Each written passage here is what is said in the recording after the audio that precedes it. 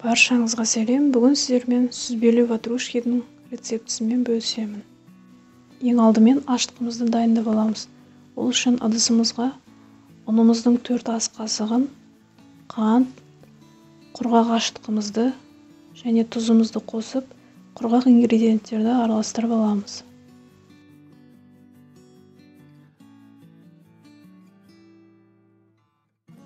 Үстіне жылы сүтімізді құйып, араластырып, бетін жауып 10-15 минутқа жылы жерге қойып қоямыз. 15 минут өткен соң аштығымыз көтерілді, көпіршіктер пайда болды.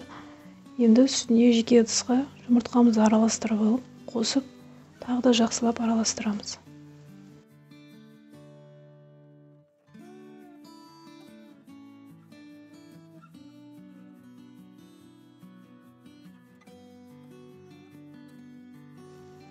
Енді өсімдік майын қосып, тағы да араластырамыз.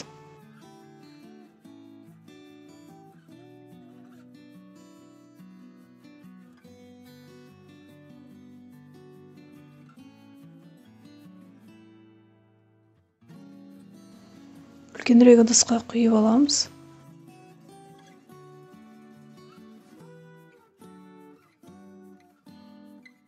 Үстіне ұнымызды аз-аздан қосып отырып, қамыр илейміз.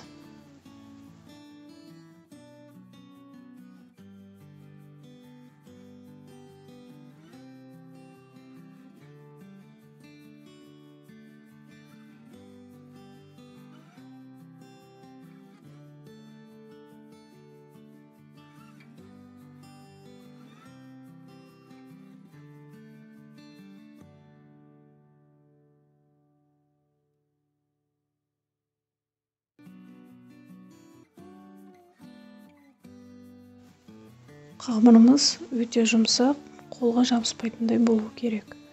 Енді кішірек ыдысымызды майлап, қолымызды майлап аламыз, жабыспас үшін. Бетін жауып, 1 сағатқа жылы жерге қойып қоямыз. Енді салмасын дайындап аламыз. Ол үшін сүзбемізді түйіршіктер болмас үшін осындай құралдың көмегімен еземіз.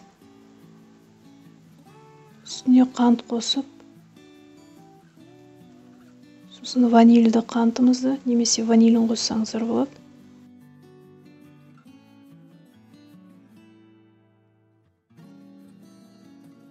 Жұмыртқаның сарыуызын қосамыз, және қаймақ.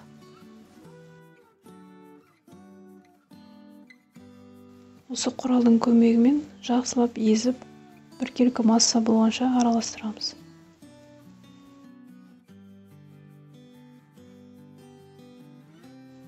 Салмамыз дайын.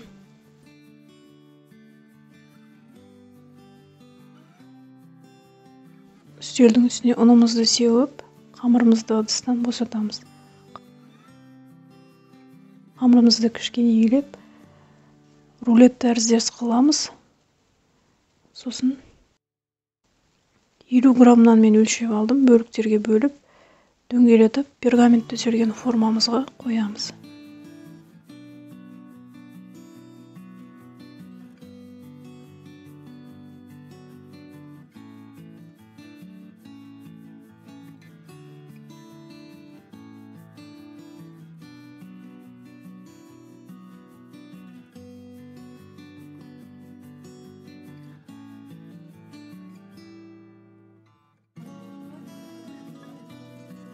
Дөңгелетіп болған соң, бетін орамалмен жауып, 10 минутқа қойып қоямыз.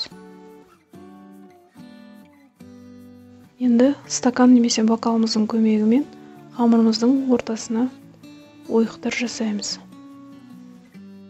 Стаканымыздың асты қамырға жабыспас үшін астын ұнға салып алсаңыздар болады.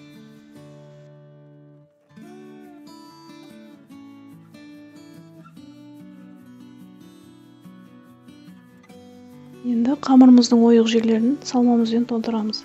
Менде шамамен 1 ас қасықтай кетті. Толтырып болған соң, жұмыртқамыз бен сүтімізді араластырып, ватрушкилеріміздің шетіне жағып шығамыз. Ортасына да кішкене жағамыз.